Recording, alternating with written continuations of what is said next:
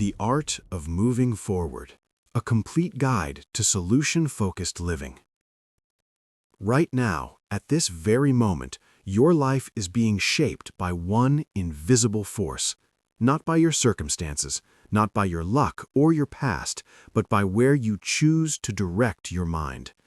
Every person who has ever broken through a barrier, conquered their demons, or quietly built something remarkable did it by mastering this single skill, the ability to shift their focus away from what's drowning them and toward what will save them. This is not motivational fantasy. This is how the human mind actually works, and once you understand it, everything changes. Introduction. Most people have it backwards. They believe that when their situation improves, their thinking will improve. They wait for the perfect conditions, the right moment, the moment when everything aligns before they take action. But the actual progression is far more powerful and far more within your control. Change doesn't arrive when circumstances transform. Change arrives when your mind learns to look in a radically different direction. Life is brutally consistent about one thing. It will always throw challenges at you. Setbacks will arrive unannounced.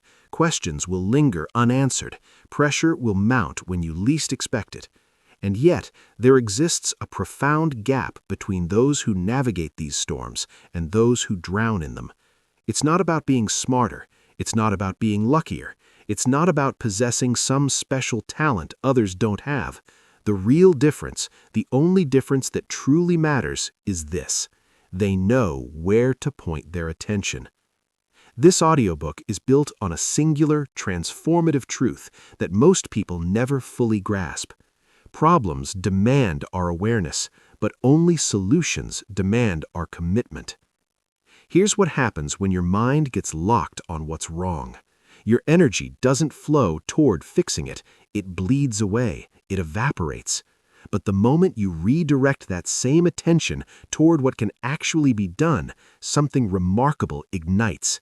Momentum begins to build. Direction emerges from chaos. A path appears where none seemed to exist. This mental shift might sound subtle on the surface, but it's seismic in its impact. It rewires how you make decisions.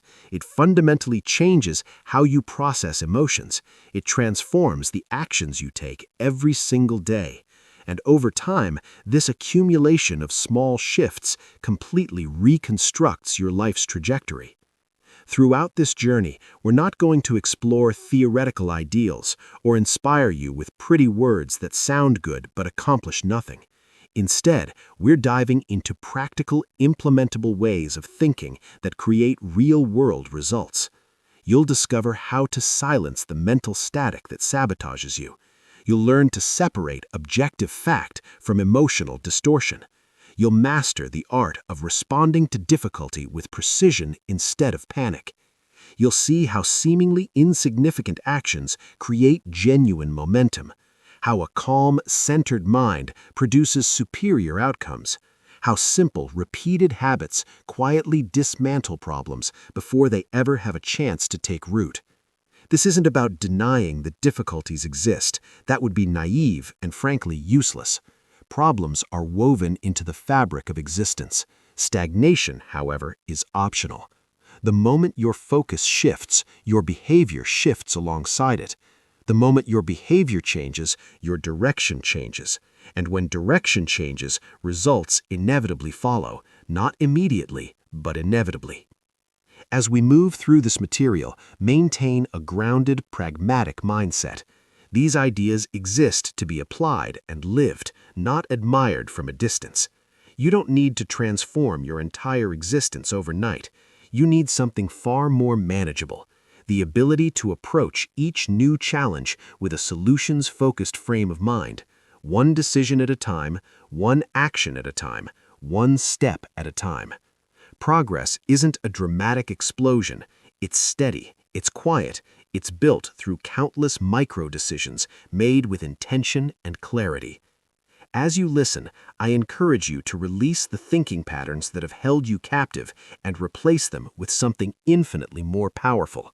a framework that is stronger, clearer, and exponentially more effective. This transformation happens not through force or willpower alone, but through developing genuine clarity and maintaining a deliberate sense of direction. Let's begin. Chapter 1. Stop feeding the problem with your attention. Attention is not neutral. This is perhaps the most underestimated truth in all of human development. Wherever your attention flows, energy follows like water finding a path downhill. And wherever energy accumulates, growth happens.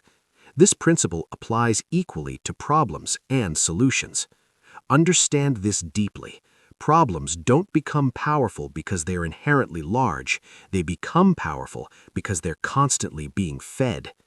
Think about how your mind typically engages with difficulty. The same troubling thought appears, then it cycles again and again. The identical worry resurfaces. The same mental loop replays on an endless reel.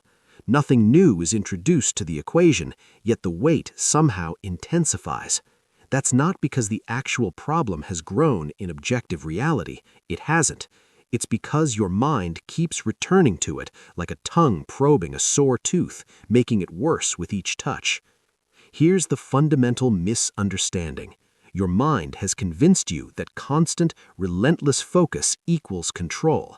In reality, constant focus usually equals exhaustion. The opposite is true. Noticing a problem is valuable. Dwelling on it is destructive. Awareness is your ally. It helps you respond appropriately. Obsession is your enemy. It corrodes your capacity to act effectively. When attention becomes fixated on what's wrong, your brain locks into something called reaction mode. Reaction mode is loud, emotional, and chaotic. It generates questions like, "Why is this happening to me?" and "What if this gets even worse?" These questions have an emotional charge that make them feel monumentally important, yet they almost never drive progress forward. The transformation begins the instant you interrupt this pattern, the moment you make a conscious, deliberate decision to stop automatically feeding your problems with your mental energy. This doesn't mean denial or pretending difficulties don't exist. This is discipline. It means briefly and clearly observing the problem, then consciously redirecting your focus toward what you can actually influence and control. Think of attention as a finite resource, like time or money. It must be managed with ruthless intentionality. If you spend every unit of it staring at obstacles, you'll have nothing left to construct solutions. Every problem whispers a silent question. How much of your life force are you willing to give me?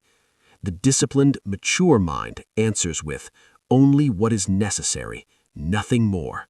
This shift will initially feel uncomfortable, even wrong. Your mind has been using the endless analysis of problems as a form of psychological protection. Releasing that habit can feel dangerously like losing control. But genuine control isn't found in constant obsessive analysis. Genuine control emerges from intentional direction. You decide what occupies your mental real estate. You decide what thoughts get repeated and reinforced. You decide what grows. Nobody else, just you. When a challenge emerges, pause. Observe it clearly. Name it precisely. Then ask yourself a fundamentally different question. What is the one useful action I could take right now? Notice what happens internally when you ask this. Your nervous system responds, your body literally relaxes, your mind sharpens and clarifies, energy returns. When you develop this as a consistent practice, something remarkable occurs. Problems lose their emotional stranglehold. They stop feeling personal and invasive. They start feeling practical and manageable. You stop waking up consumed by what's gone wrong. You start waking up focused on what can be done. This isn't optimism wearing a disguise. This is concentrated focus, and focus is genuine strength. Remember, what you consistently give your attention to, you give power to. If progress is your destination, you must systematically starve problems of unnecessary mental fuel while simultaneously feeding solutions with intentional effort. You don't overcome obstacles by battling them endlessly in your mind. You overcome them by relentlessly directing your attention toward action again and again until forward movement becomes your natural default state. Chapter 2. Separate facts from emotional noise.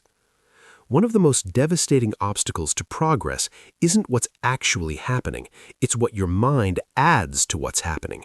The actual event might be straightforward, even manageable on its own, but then the mind begins its work. It spins a narrative around the facts. It injects fear. It inserts assumptions. It manufactures imagined futures. The weight that crushes you often comes not from reality itself, but from the elaborate story constructed around it. This is what we call emotional noise. And until you develop the capacity to separate objective fact from this distorting emotional static, clarity will perpetually remain just beyond your grasp.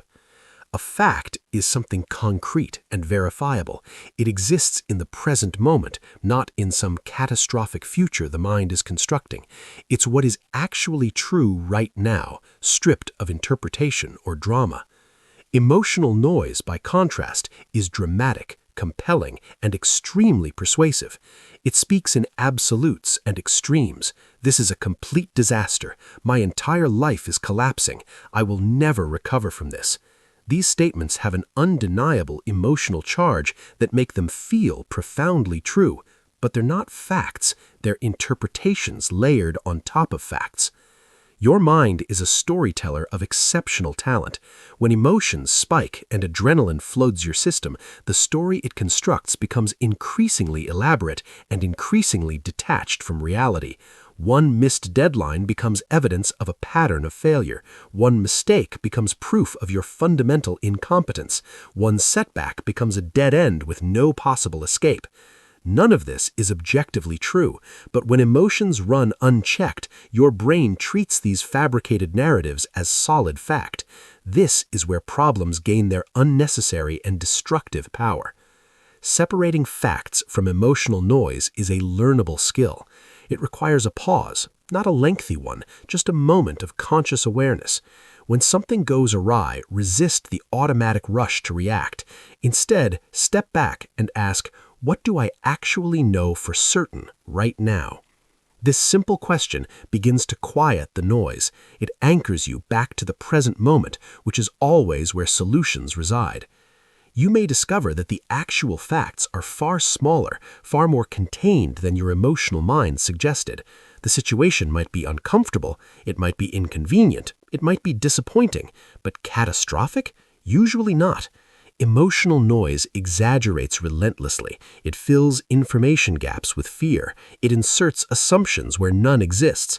When you systematically strip away these false additions, the problem becomes lighter. It becomes clearer. It becomes manageable.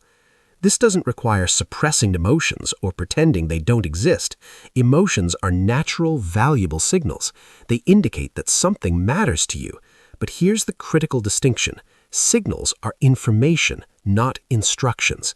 Feeling anxious doesn't mean you must panic. Feeling frustrated doesn't mean you must rush into poor decisions. When you treat emotions as data points rather than commands, you reclaim your agency. Consider this. Facts are steady and quiet. Emotional noise is frantic and loud. The louder something reverberates in your mind, the more suspicious you should be of it. The more urgency it carries, the more it warrants questioning. Calm, grounded thinking doesn't deny difficulty. It simply refuses to dramatize it, and dramatization is the primary barrier to progress. A practical habit. When you're caught in emotional overwhelm, state the facts out loud in simple, neutral language. Short sentences, no judgment, no embellishment, just what is objectively and demonstrably true. When your mind tries to drag you into emotional storytelling again, gently guide it back to the facts. Repeat this process. Over time, this retrains your entire thinking apparatus. You become less reactive. You become more deliberate. This recalibration also transforms your internal dialogue. Instead of "this is impossible," you discover "this is difficult but manageable." Instead of "I failed," you recognize "this approach didn't work." These aren't just different words, they're different realities. Language shapes perception. Perception shapes behavior. Behavior shapes outcomes. When facts lead and emotions follow rather than dominate, your decision-making fundamentally improves. You stop making choices based on fear or manufactured urgency.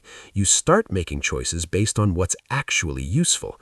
You preserve energy. You diminish mental exhaustion. You move forward with steadiness instead of panic. Problems thrive in confusion and chaos. Solutions thrive in clarity.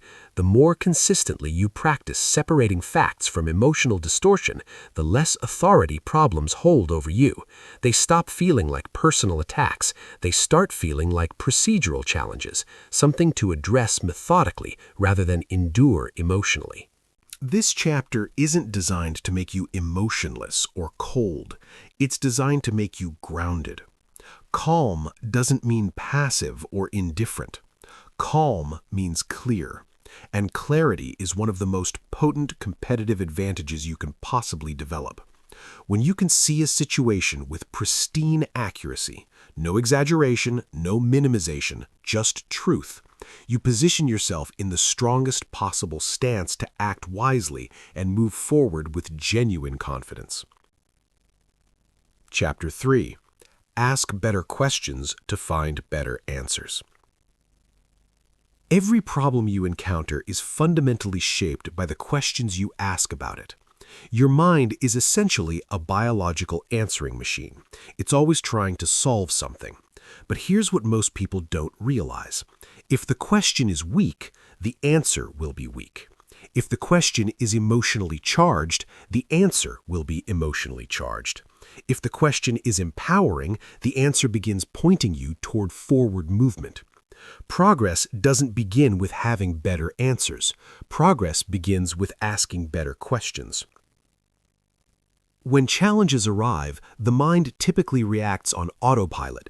It asks, "Why is this happening to me?" or "Why does everything always go wrong for me?" These feel like natural, important questions, but they're actually psychological traps that quietly confine you. They keep your attention locked in the past and invite explanations rather than solutions. Your brain responds by searching for blame, justification, or evidence of injustice. None of these produce progress. The problem isn't your curiosity or your intelligence. The problem is direction. Questions are like arrows. They point your mind somewhere. If you point it toward helplessness and victimhood, it will find evidence supporting those conclusions. If you point it toward agency and possibility, it will find options and pathways. The quality of your internal dialogue determines the quality of your response. A profound transformation happens when you replace why questions with how questions. Why did this happen tends to loop endlessly without resolution. How can I respond to this creates immediate movement. Why am I stuck reinforces the feeling of being trapped. What is one thing I can do right now generates momentum. These aren't clever wordplay or motivational tricks. These are practical cognitive tools that genuinely redirect how your mind processes difficulty. An exceptionally useful question to master in any challenging moment is deceptively simple. What is the next useful step? Not the perfect step, not the ultimate solution, just the next useful one. Notice how this question transforms your entire internal experience. Pressure diminishes. The false belief that everything must be solved simultaneously evaporates. Your nervous system relaxes because it knows you're only asking your mind to manage one step, not the entire mountain. Another powerfully redirecting question: what am I overlooking? Problems often feel insurmountable because your attention has contracted. You're staring at a single dimension of the challenge. This question expands your perspective. It invites creativity instead of panic. It gives your mind permission to explore rather than defend. Pay attention to how differently these superior questions feel in your body. Weak questions generate tension. Strong questions generate clarity. Your nervous system responds to perceived control with physical relaxation. When the question shifts towards something you can actually influence, your physiology responds accordingly. Deeper breathing, shoulders drop, thinking sharpens. This isn't metaphor or psychology, it's neurobiology. As you develop this as a consistent habit, something shifts. Instead of spiraling into anxiety when something goes wrong, you pause. You listen to your internal dialogue. You consciously correct it. You deliberately guide it. This isn't about forced positivity, it's about effectiveness. Notice also that your questions shape your identity and self-concept. If you habitually ask, "What's wrong with me?" you train your mind to scour for evidence of inadequacy. If you ask, "What ability do I need to develop here?" you train your mind to grow and expand. One leads to self-doubt that metastasizes. The other leads to systematic self-improvement. Excellent questions possess certain qualities. They're grounded, they're practical, they assume that effort matters, they assume learning is possible, they assume that progress is something you build rather than discover by accident. When you adopt this framework, problems transform from feeling like personal verdicts into feeling like invitations to think more effectively. This doesn't guarantee every answer will come easily or immediately.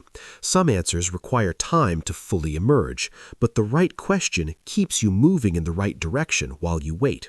It prevents stagnation. It keeps you engaged rather than paralyzed.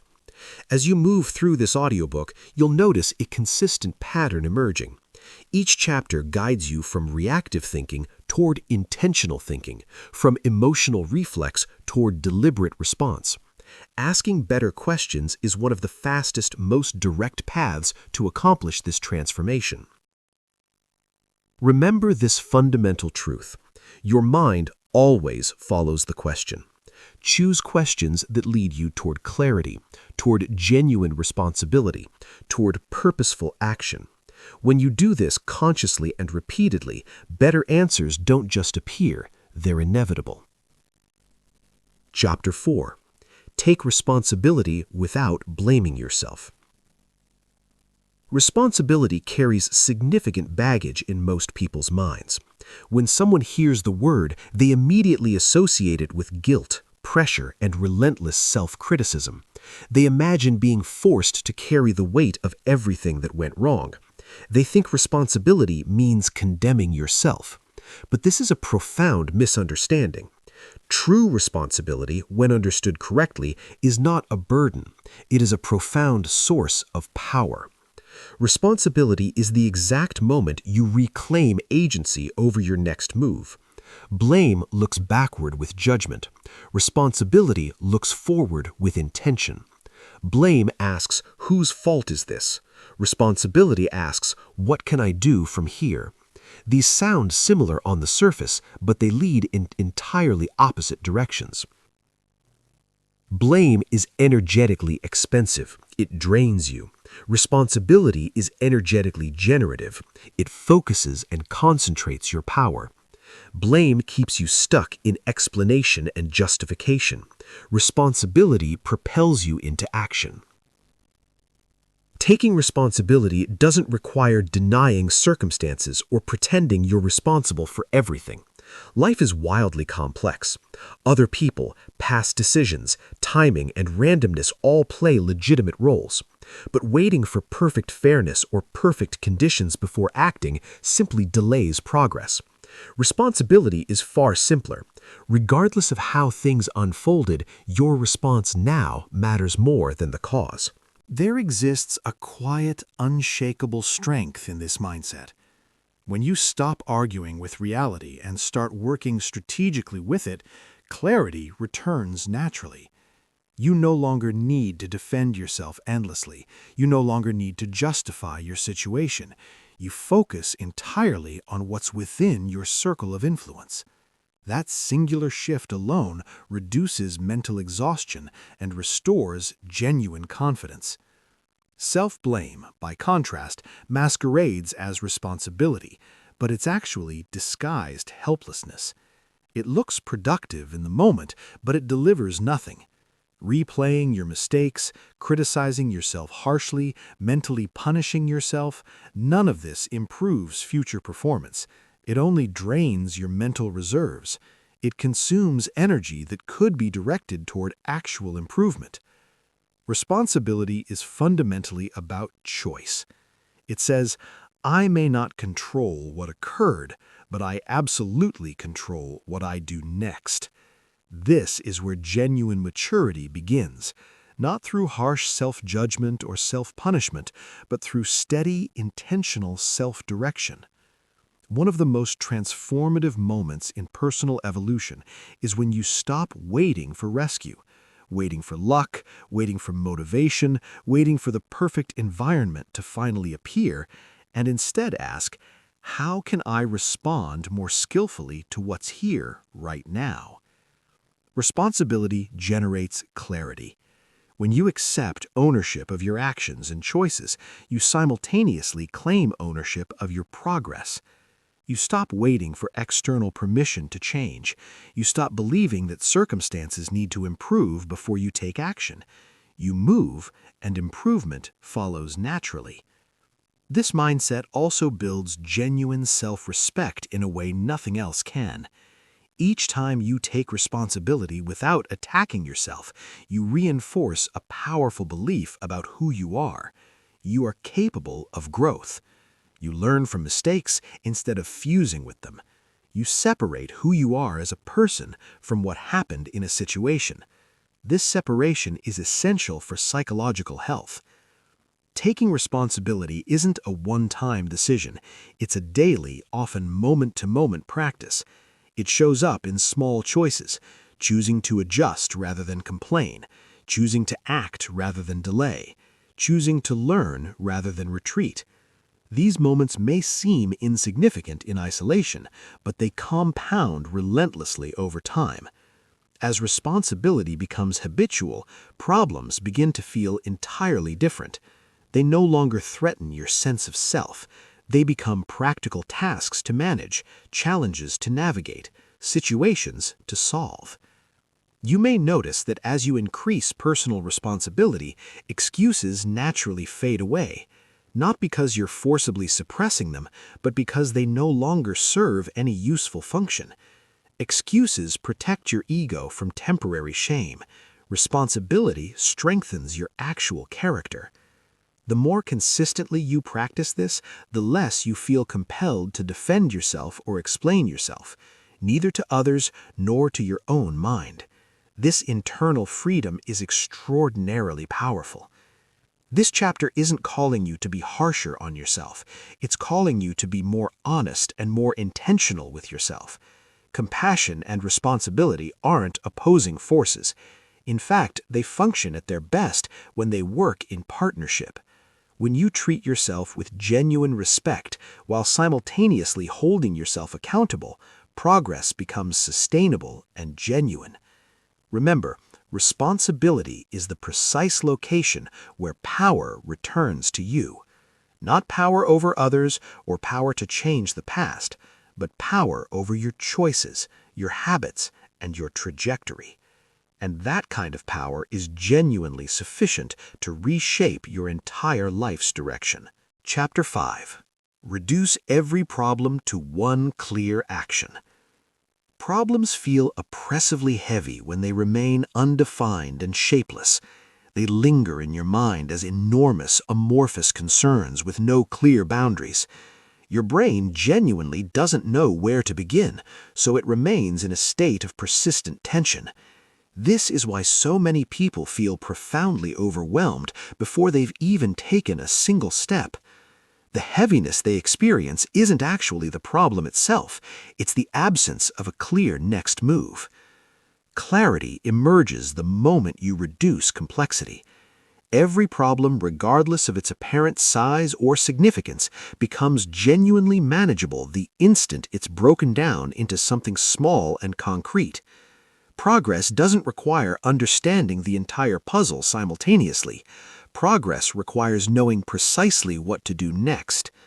A single clear action is frequently sufficient to dissolve paralysis entirely. The mind characteristically overestimates what must be accomplished and systematically underestimates what can be accomplished right now. It fixates on the total distance instead of focusing on the next step.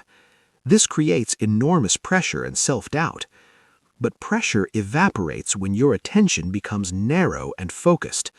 When focus shifts from "I need to solve this entire thing" to "I need to take this one useful action," momentum begins emerging. A clear action possesses specific qualities. It's precise. It's something you can execute without confusion or requiring special preparation. It doesn't depend on motivation, perfect conditions, or complete certainty. It's something that advances the situation forward, even if only slightly. That slight movement matters more profoundly than you might imagine. The moment you define the next action, your physiology responds. Your nervous system relaxes noticeably. Your thinking sharpens. This happens because clarity restores a psychological sense of control. Your brain is no longer attempting to solve everything simultaneously. It has a clear target. Energy can be directed with precision. Many people wait until they genuinely feel confident before taking action. In reality, confidence typically emerges as a consequence of action, not as a prerequisite. Taking even a small step generates evidence. Evidence creates belief. Belief fuels additional action. This cycle only initiates when you move.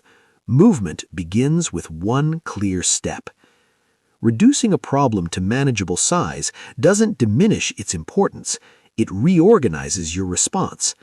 Large goals and complex challenges are invariably constructed from small actions repeated relentlessly over time.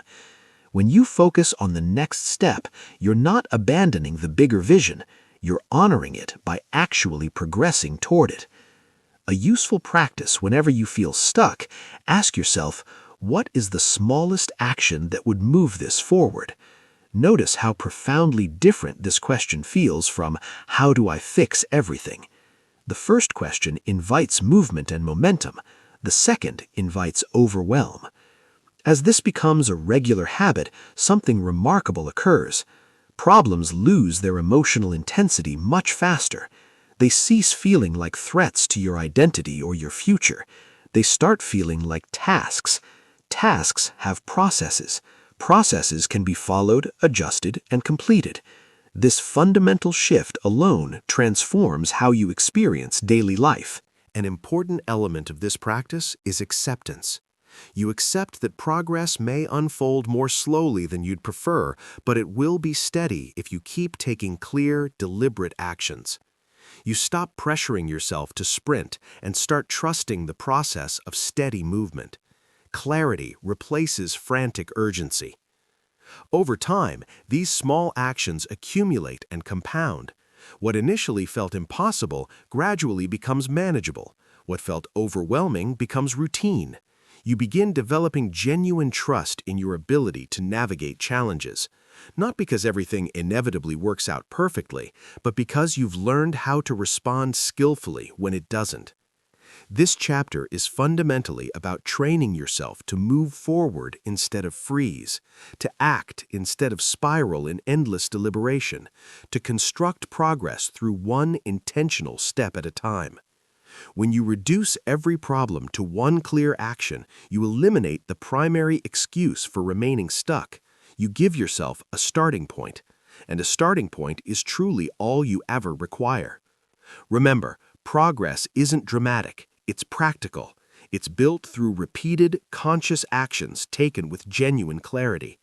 When you stop waiting for perfect plans and start committing to the next step, problems lose their tyranny and forward movement becomes your new automatic default. Chapter 6. Stop waiting for motivation. Build motion instead. Motivation is treated in modern culture like a requirement, like a prerequisite that must be satisfied before progress becomes possible. Many people wait for the feeling of readiness to arrive. They wait to feel inspired. They wait to feel confident. They tell themselves that once genuine motivation appears, everything will flow smoothly. Progress will accelerate. Everything will feel easier. But here's what actually happens. Motivation is erratic and unpredictable. It appears and vanishes without warning. If your progress depends on motivation's presence, your progress will always be inconsistent and fragmented. Motion, by contrast, is reliable and dependable. Motion is created through action itself, not through feeling. When you move, even marginally, you generate energy. Your body responds positively to movement. Your mind responds to concrete evidence of action. This is why taking action frequently changes how you feel more effectively than waiting for the feeling to appear first. The idea that motivation must arrive before action is one of the most destructive myths in personal development. It sounds reasonable, it feels intuitively true, but it quietly keeps millions of people perpetually stuck, endlessly waiting. The actual truth is simpler and far more empowering. You act first, and motivation follows. Not immediately necessarily, but gradually as genuine momentum accumulates and builds. Think carefully about how confidence is actually constructed in the real world. It's not built through planning or thinking or visualization. It's built through direct experience. Each time you move forward despite discomfort, you prove something profoundly important to yourself. You prove that you're genuinely capable of progressing without perfect conditions. You prove that you can act even when afraid. That proof accumulates and builds. Confidence emerges naturally from this accumulated evidence.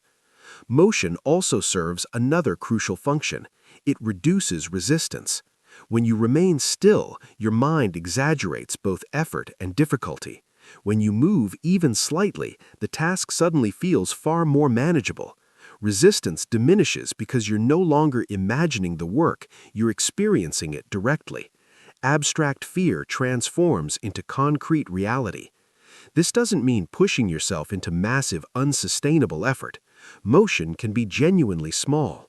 A few minutes of focused work, one clear decision made courageously, one task completed fully. These actions may appear insignificant, but they shatter inertia, and inertia is frequently the real barrier, not the inherent difficulty of the task. When you shift from relying on motivation to relying on motion, discipline becomes exponentially simpler. You stop negotiating endlessly with your feelings. You stop asking yourself whether you feel like doing something. You act because the action aligns with your chosen direction. This eliminates endless internal debate and preserves mental energy. There will inevitably be days when motivation is completely absent. This is perfectly normal and expected. Progress doesn't require constant enthusiasm or consistent feeling. Progress requires consistency. Motion allows you to maintain consistency regardless of emotional fluctuations. You don't need to feel powerful to act powerfully. You only need to begin. Over extended time periods, motion creates structure. Structure creates rhythm. Rhythm creates habits. Habits carry you forward effortlessly, without requiring emotional effort. This is how genuinely sustainable progress is constructed, not through dramatic bursts of inspiration or motivation, but through steady, unglamorous movement. Something interesting happens. Once you actually start moving, motivation frequently appears unexpectedly. It shows up after the first step, not before it. This is why beginning is so monumentally important. Your mind requires evidence before it offers encouragement. Motion provides that evidence. This chapter is an invitation to release the myth of waiting. You don't need confidence before taking action. You build confidence by acting. You don't need motivation before beginning. You generate motivation through movement. When progress becomes tied to motion rather than mood, you reclaim control. You're no longer subject to emotional whims. You become guided by intention and purpose. Remember, waiting consumes energy. Motion creates it. The smallest step taken today possesses more power than the strongest intention postponed indefinitely. Move first. Let motivation catch up. The order matters far less than the action. Chapter 7. Learn to stay calm when pressure rises. Pressure possesses a unique revealing power. It exposes habits you didn't know you'd developed. When circumstances flow smoothly, maintaining a sense of control feels simple, but when deadlines compress, expectations escalate, or uncertainty appears unexpectedly, your mind can shift rapidly into urgency and fear. In these moments, calm isn't a luxury, it's a learnable skill that becomes one of the most practical advantages you can develop. Calm doesn't mean being indifferent or disconnected.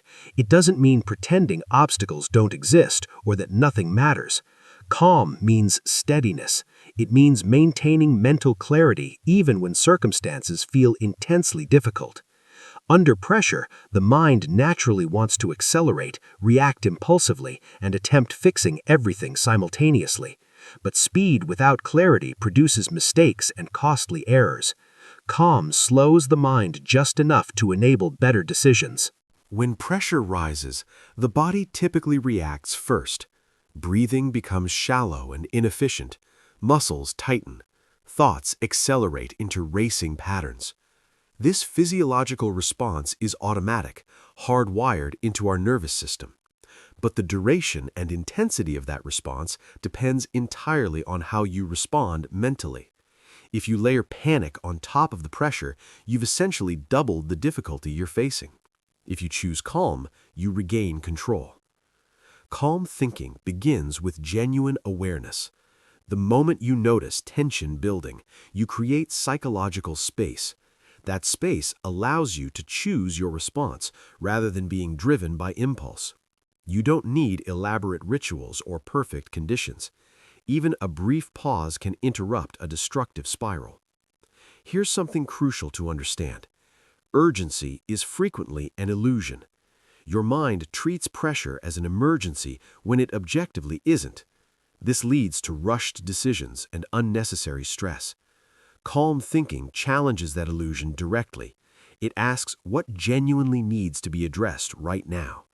Often, the answer is far simpler than panic suggests. Maintaining calm also protects your mental energy. Panic consumes focus like wildfire. Calm preserves and concentrates it. When you remain steady, you think more clearly. You communicate more effectively. You act with genuine intention.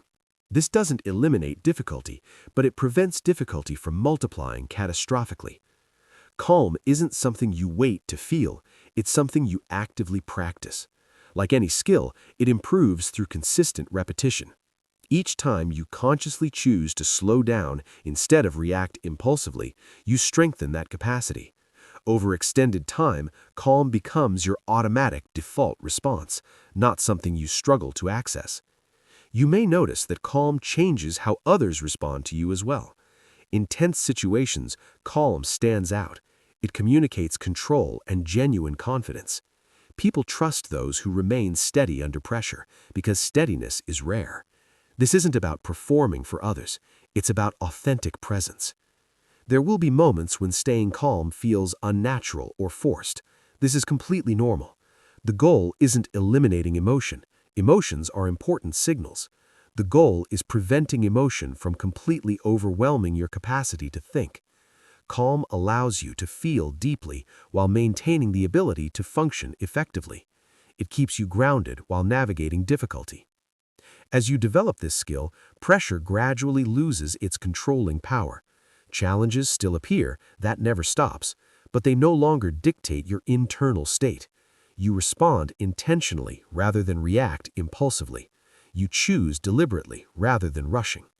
These choices compound over extended time periods. This chapter is a reminder that calm is authentic strength in a world obsessed with urgency. Calm becomes a genuine competitive advantage. It allows you to think precisely, act deliberately, and move forward with confidence regardless of external pressure levels. Remember, progress doesn't demand force, it demands clarity. And clarity becomes most accessible when your mind achieves genuine calmness. Chapter 8. Control what you can, release what you can't. A substantial portion of mental exhaustion originates from exhausting yourself trying to control things that were never within your control in the first place. Your mind argues endlessly with reality, resists inevitable uncertainty, and replays situations that cannot possibly be changed. This effort feels productive in some obscure way, but it's not. It bleeds energy without generating meaningful movement. Progress begins when you learn to distinguish what you genuinely influence from what lies beyond your influence, and direct your focus accordingly. Control isn't about dominance or forcing circumstances to bend to your will. Control is about ownership of your response. You may not control outcomes, timing, or how others behave, but you absolutely control your effort, your choices, and where you direct your mental attention. When you concentrate on these elements, you reclaim power that was previously lost to frustration. The mind typically resists this idea because releasing control feels like surrendering or giving up. But releasing what you cannot influence isn't surrender, it's strategy. It's consciously deciding to stop fighting what's immovable and directing effort toward what's flexible. This shift creates relief almost instantly, not because the problem evaporates, but because the resistance does. When your attention is consumed by circumstances beyond your control, anxiety multiplies exponentially. Your mind generates endless imagined outcomes and predicts worst-case scenarios.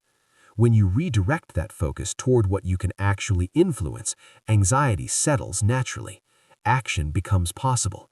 Energy becomes usable. One of the straightforward ways to practice this is to pause and ask yourself, what part of this situation is genuinely mine to manage? The answer may be smaller than you'd like, but it's always present. It might be your preparation level, your attitude, your communication quality, or your persistence. These elements may not guarantee a specific outcome, but they guarantee progress. They guarantee you're moving in a productive direction. Releasing control doesn't mean becoming passive, it means becoming precise.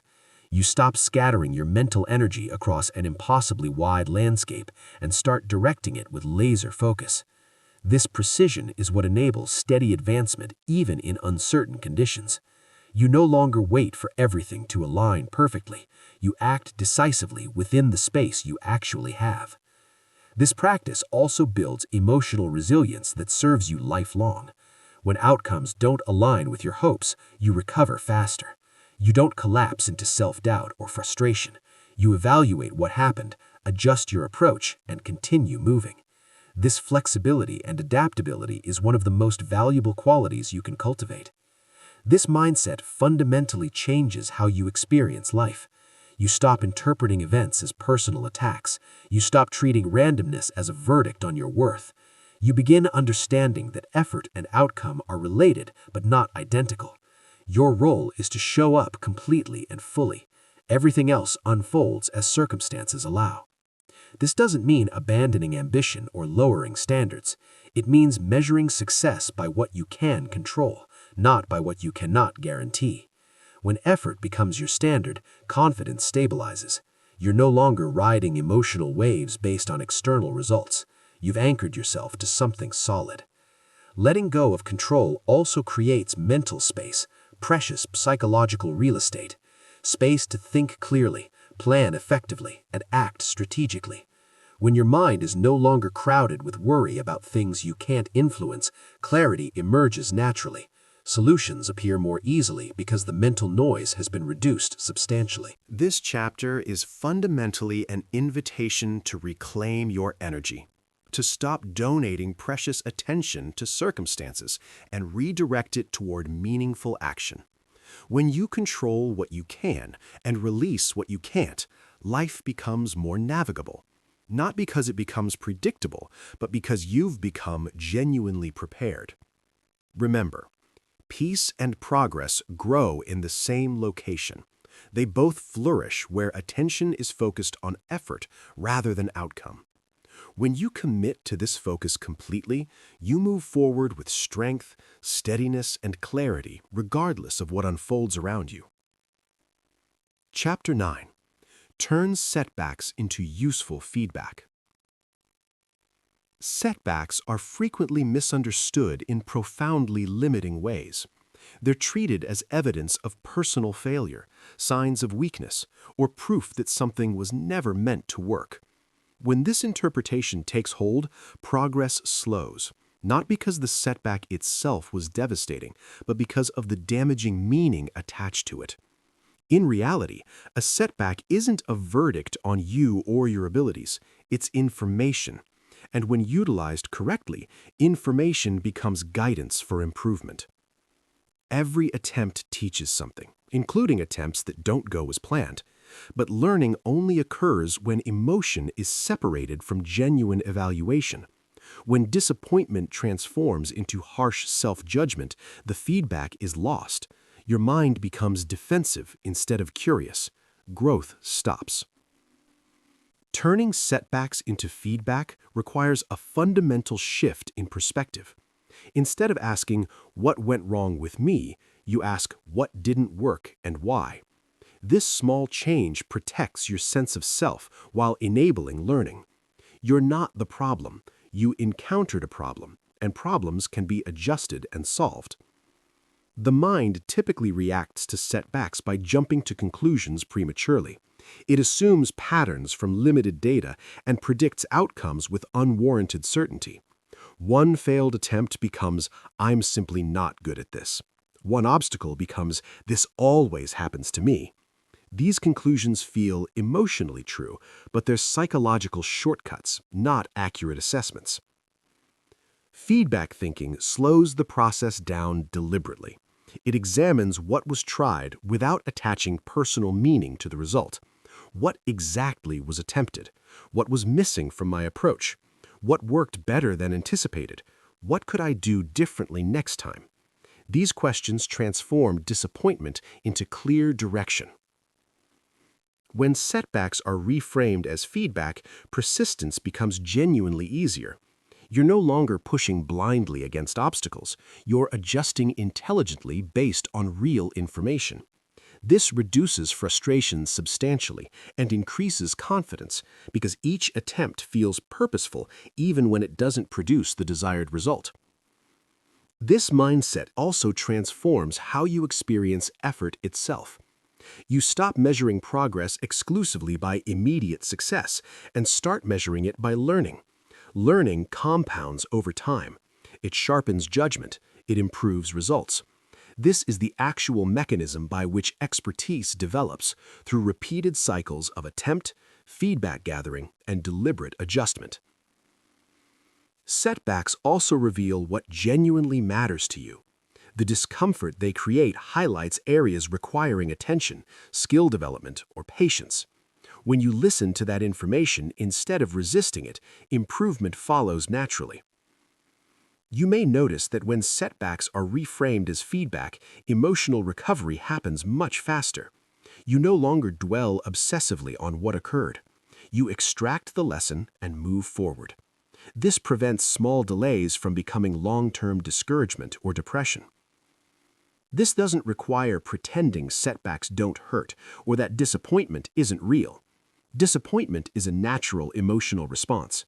The key is not remaining there emotionally. Emotion is a moment in time. Learning is an extended process. When you honor the learning process, emotion passes without derailing your trajectory. Over extended time periods, this approach builds genuine resilience.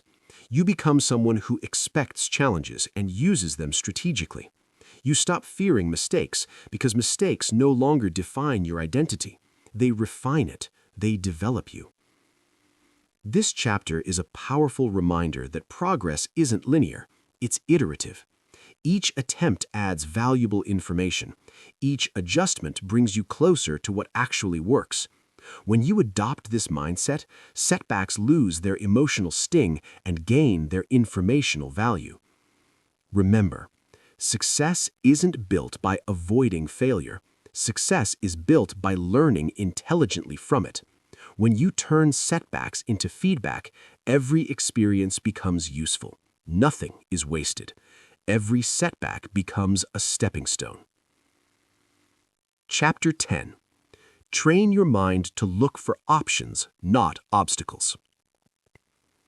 The way your mind scans a situation determines what it discovers. When it's trained to look for obstacles and limitations, it will always find them. Barriers, risks, reasons to hesitate, they appear quickly and with surprising persuasiveness. But when your mind is trained to look for options and possibilities, an entirely different landscape emerges. Progress frequently depends less on your actual circumstances and more on where you direct your mental searchlight.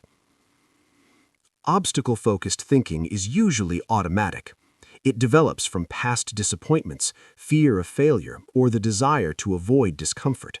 Your mind genuinely believes it's protective by identifying what could potentially go wrong. But when this habit remains unchecked, it narrows your perception dangerously. Options simply vanish, not because they don't exist, but because your mind isn't looking for them. Option-focused thinking widens perspective significantly. It denies risk and minimizes difficulty. It simply refuses to stop at the first barrier. It asks, what else is possible here? This question invites creativity and flexibility. It keeps you in motion rather than locked in judgment. Training your mind to look for options requires deliberate, conscious practice. Initially, obstacles will still appear automatically. That's normal. The real change happens in what you do next. Instead of accepting the obstacle as the final destination, you treat it as a signal to think differently. Obstacles become prompts, not conclusions. When you encounter resistance, pause. Notice the initial thought forming. It probably sounds like, "This won't work," or "There's no way around this." Instead of arguing with it, gently redirect your focus.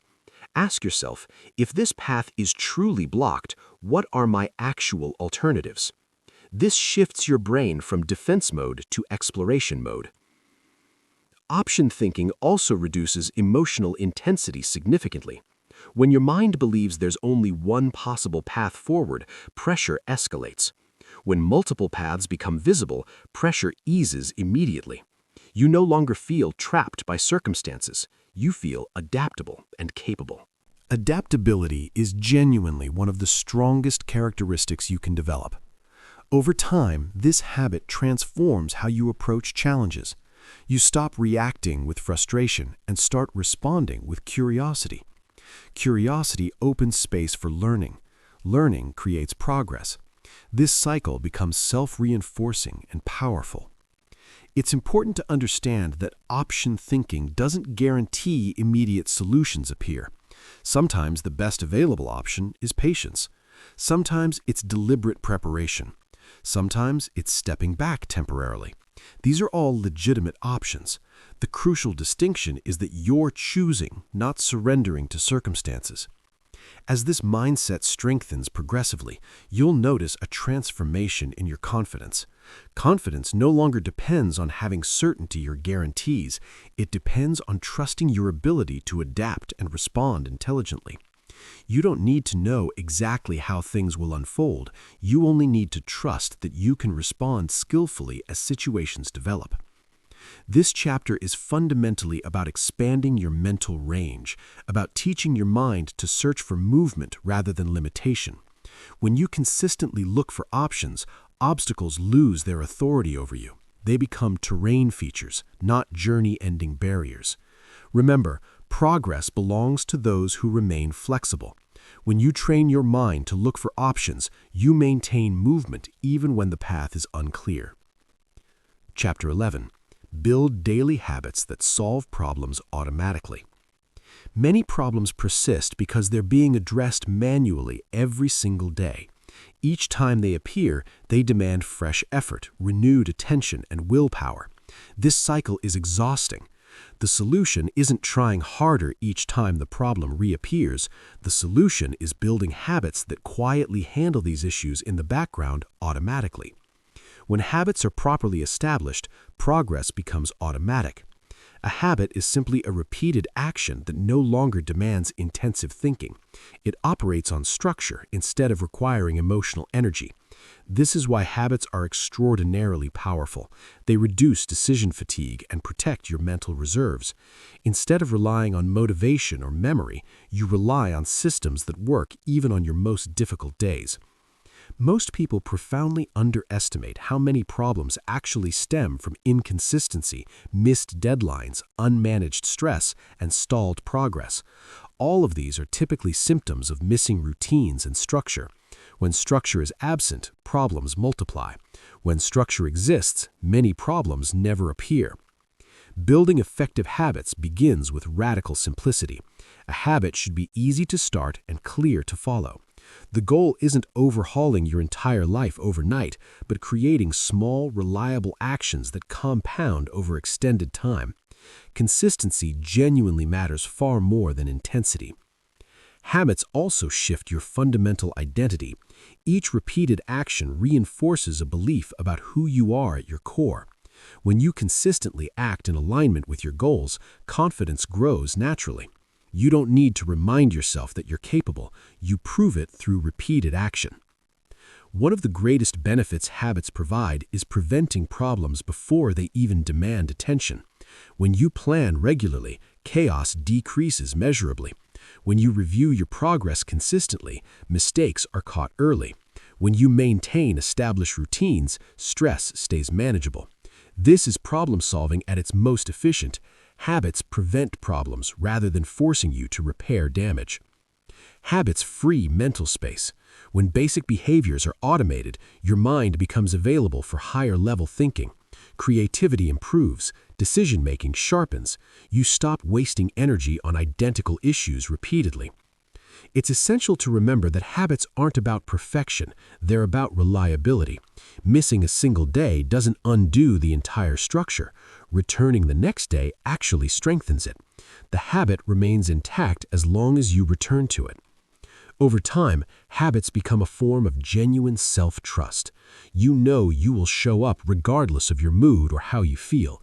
This trust stabilizes emotions and reduces anxiety significantly. You no longer question whether progress will happen. You expect it because your systems support it.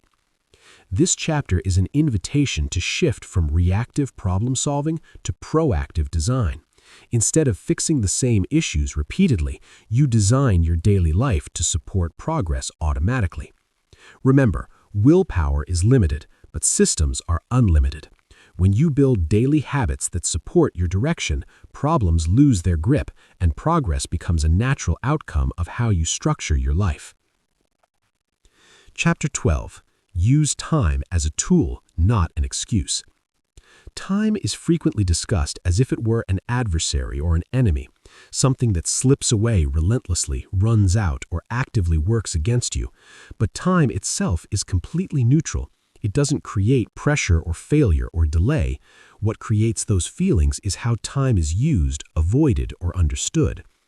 When time is treated as an excuse, progress slows significantly. When time is treated as a tool, progress becomes deliberate and directed. Many people say they don't have enough time when what they actually mean is that time hasn't been deliberately directed. Without conscious intention, hours disappear into distraction, reaction, and low-value activity. This isn't a character flaw, it's a design problem. Time fills whatever container you provide. Using time as a tool begins with clarity. You decide what deserves your attention before the day begins, not while you're in the middle of it. This simple shift prevents urgency from hijacking your focus. Instead of reacting to whatever appears loudest, you move according to intentional purpose. Time functions optimally when it is given clear boundaries. Tasks expand when they're left open-ended and undefined. When you assign clear time frames, focus sharpens noticeably.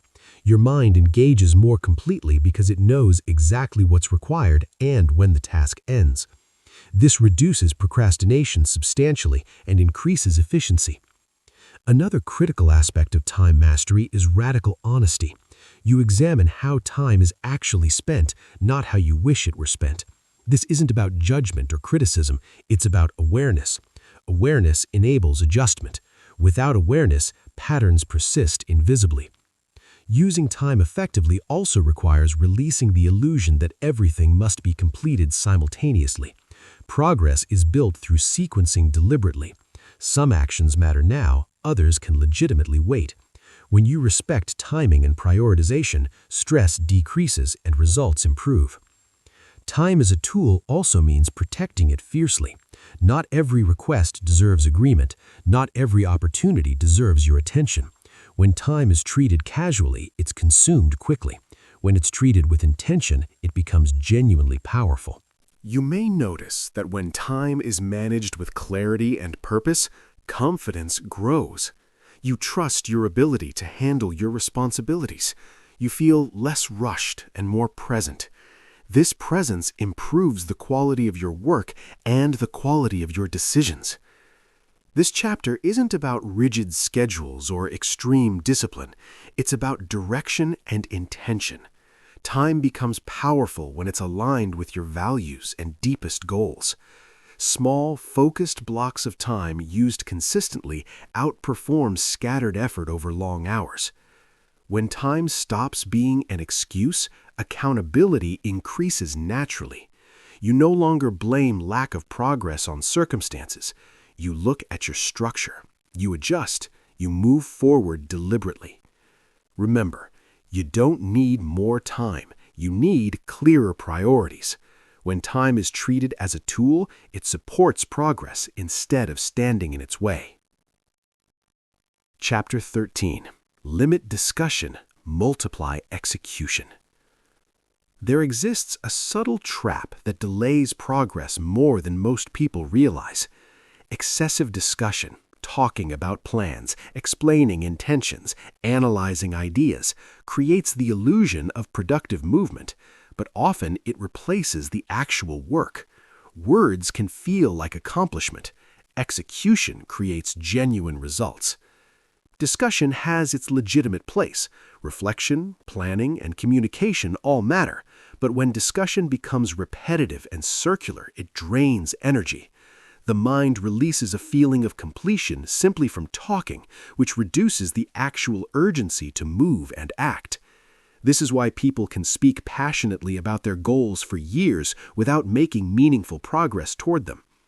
Execution is far quieter. It doesn't seek validation or approval. It moves forward whether anyone is watching. When progress truly matters, action must take priority over explanation.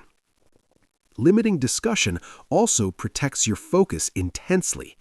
Every explanation invites opinions. Every opinion invites doubt.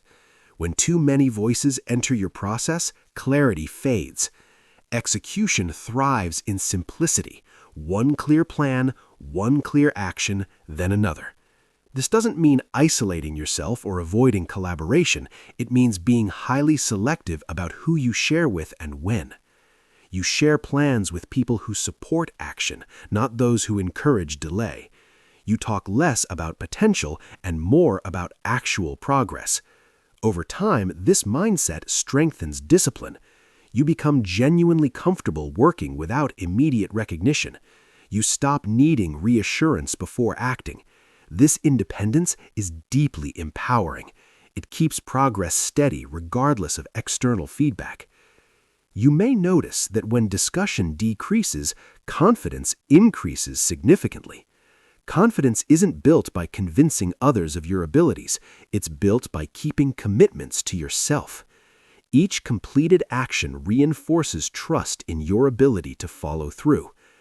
Execution also creates clarity. Plans become clearer once you actually begin acting. Problems reveal themselves during movement, not during endless analysis. By acting, you gather real information that improves future decisions. This chapter is an invitation to simplify radically, to replace explanation with effort, to trade words for work. When you do this, progress accelerates naturally. Remember, results are the loudest form of communication. When you multiply execution, discussion becomes unnecessary. Chapter 14. Build confidence by solving small problems daily. Confidence is rarely built in dramatic moments. It's not created by sudden breakthroughs or major victories that happen once in a blue moon. Real confidence is quieter than that. It's built steadily through repetition, through consistent follow-through, and through the unglamorous habit of addressing what needs to be addressed. At its core, confidence is trust in your ability to respond. That trust is earned by solving small problems consistently. Many people believe confidence is something you must feel before you act. This belief traps them. They delay decisions, postpone effort, and avoid challenges until they feel ready. But readiness isn't a feeling that appears spontaneously. Readiness is the result of experience. Experience is built through action, not hesitation. Small problems are the perfect training ground for confidence. They're manageable, low risk, and available every day. Responding to an email you've been avoiding, completing a task you keep postponing, organizing something creating friction. These actions may seem insignificant, but each one sends a powerful message to yourself. You can handle things. You can move forward. When small problems go unresolved, they quietly drain energy in the background. They linger, creating tension and self-doubt. Over time, this accumulation weakens confidence substantially. Not because the problems are large, but because avoidance becomes habitual. Confidence erodes when action is delayed repeatedly. Solving small problems reverses that pattern completely. Each resolution clears mental space. Each decision restores momentum. Your mind begins associating action with relief rather than stress. This association is profoundly important. It makes future action easier and more natural. Consistency matters far more than scale. Solving one small problem every day builds more confidence than solving one large problem occasionally. Daily action reinforces identity. You stop seeing yourself as someone who overthinks and start seeing yourself as someone who responds. Identity changes when behavior repeats consistently. This practice also fundamentally changes how you approach larger challenges. Big problems are usually just collections of smaller ones. When you're accustomed to handling small issues consistently, large challenges feel less intimidating. You don't freeze. You break them down and begin. Confidence shows up as calm engagement, not bravado. Over time, your tolerance for discomfort increases. You become more comfortable making decisions, having difficult conversations, and taking responsibility. Not because you enjoy discomfort, but because you trust your ability to navigate it. That trust is the actual foundation of genuine confidence. It's important to understand that confidence doesn't require perfect outcomes. Even when a small action doesn't produce the desired result, the act of engaging still counts. You learn, you adjust, you move forward. Confidence grows from participation, not perfection. This chapter is about reclaiming momentum through daily responsibility, about choosing action over avoidance in small ways that compound into something powerful. When you consistently solve small problems, you build a quiet strength that carries into every area of life. Remember, results are the loudest form of communication. When you multiply execution, discussion becomes unnecessary. Chapter 15. Make solution thinking your permanent identity. Solution thinking isn't a technique you use occasionally when you need it. It's a way of seeing yourself and your role in the world. When it becomes central to your identity, progress no longer feels forced or effortful. It feels natural and inevitable. You stop alternating between motivation and frustration. You begin operating from a steady, unshakable internal standard. You will respond constructively to whatever appears. Identity shapes behavior long before effort alone can. If you see yourself as someone who gets stuck, you hesitate. If you see yourself as a builder of solutions, you act. This is why lasting change doesn't come from temporary discipline alone. It comes from redefining who you believe you fundamentally are. When challenges arise, a solution-focused identity begins with consistent repetition. Each time you choose clarity over complaint, action over avoidance, and responsibility over blame, you reinforce that identity. At first, these choices may feel intentional and effortful. Over time, they become automatic. You don't debate whether to respond constructively, you simply do it. This identity also transforms how you experience problems emotionally. Problems stop feeling personal. They're no longer threats to your worth or intelligence. They become situations to manage skillfully. This emotional distance isn't detachment, it's mature, functional clarity. When solution thinking becomes permanent, your internal dialogue shifts fundamentally. Instead of asking, "Why is this happening to me?" you ask, "What does this situation require from me?" That question is extraordinarily powerful. It positions you as an active participant rather than a passive victim. It places responsibility precisely where it belongs, on your response. You may notice that this identity brings genuine stability. External circumstances fluctuate constantly, but your approach remains consistent. This steadiness builds trust in yourself. You know that no matter what arises, you won't collapse into confusion or frustration. You will assess, decide, and move forward. Solution thinking also improves your relationships.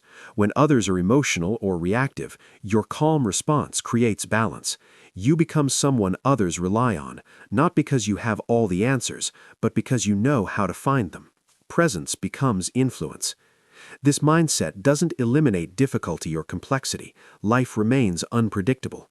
But difficulty loses its power to derail you. You stop seeing challenges as interruptions to your peace. You start seeing them as part of the process. Each problem becomes another opportunity to practice who you've decided to be. Making solution thinking permanent requires commitment, not intensity. You don't need to be perfect, you need to be consistent. When you slip into old patterns, you notice and correct. This self-correction actually strengthens the identity rather than weakening it. Over time, this approach becomes self-reinforcing. The more you solve, the more capable you feel. The more capable you feel, the more confidently you act. Confidence fuels action. Action creates results. Results reinforce identity. The cycle continues upward. This chapter represents the culmination of everything you've learned. It's not about adding more techniques. It's about integration. Solution thinking becomes the lens through which you approach work, relationships, decisions, and setbacks. Remember, you don't rise to the level of your intentions. You act in alignment with your identity. When you choose to become a solution builder by default, progress is no longer something you chase. It's something you create day after day through who you are and how you respond. Conclusion: your path forward. Progress is never a destination you arrive at and remain forever. It's a habit. It's a way of thinking. It's a way of responding to life as it actually is, not as you wish it would be. Throughout this entire journey, you've explored a fundamental shift, moving your attention away from what's wrong and placing it firmly on what can be done about it. This shift doesn't eliminate challenges, it transforms your relationship with them. Problems will continue appearing. That's not failure or weakness. That's simply what being alive means. What determines your direction isn't the presence of problems, but your relationship with them. When problems dominate your attention, they drain everything.